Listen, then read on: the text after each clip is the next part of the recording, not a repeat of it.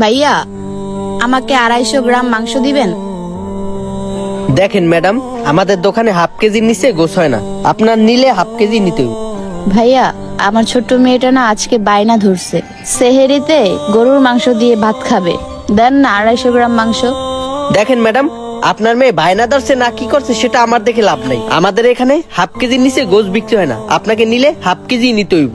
আর না নিলে ঝামেলা বাড়ায়েন না তো, আমার অনেক কাস্টমার আইব, আমার গোছ বিক্রি করতে হইব। আপনি এখন যান।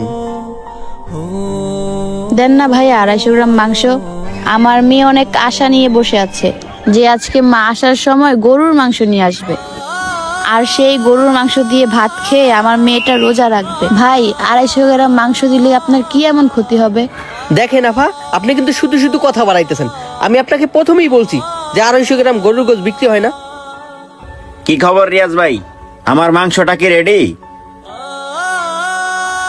আরে ভাই, কি যে কন না, আপনি হলেন আমার রেগুলার কাস্টমার, আপনার মাংস রেডি না করে পারি? ঠিক আছে ভাই, আপনি তাহলে আমার মাংসটা দেন।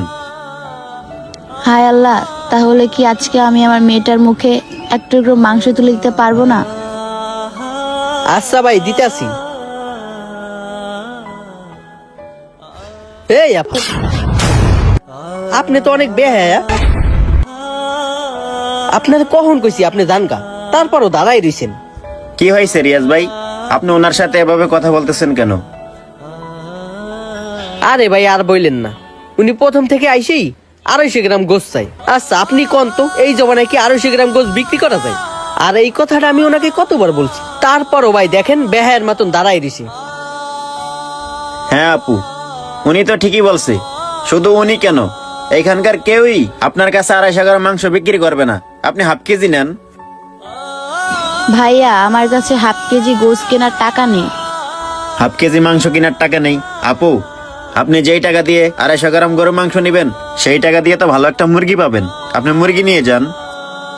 আসলে ভাইয়া হয়েছে কি, আমার মেয়েটা না আজকে বায়না ধরছে, ও আজ ভোর রাতে গরুর মাংস দিয়ে সেহারি খাবে। তাই তো আমি বারবার ভাইয়াকে রিকোয়েস্ট করতেছি আমাকে 250 গ্রাম গরুর গোস্ত দেওয়ার জন্য। ভাই, আপনি তো ওনার সব কথাই শুনলেন। আপনি চাইলে তো 250 গ্রাম মাংস ওনাকে দিতে পারেন। আর এমনও তো না যে উনি আপনার কাছ থেকে ফ্রিতে মাংস নিতে আসছে, উনি তো টাকা দিয়েই নিবে। তাহলে আপনার দিতে সমস্যা কোথায়? দেখেন ভাই, আপনি আমার রেগুলার কাস্টমার, তাই কিছু বলতেছি না। আপনি এই মাংস নিয়ে যান তো। এই আপু, আপনিও যান। এই দাঁড়াই দিয়েছেন কে, যান। এই আপু দাঁড়ান। জি ভাইয়া, কিছু বলবেন? হ্যাঁ, আপনি একটু দাঁড়ান। ভাই শোনেন, আপনি ব্যবসা করতেছেন ঠিক আছে, কিন্তু ভালো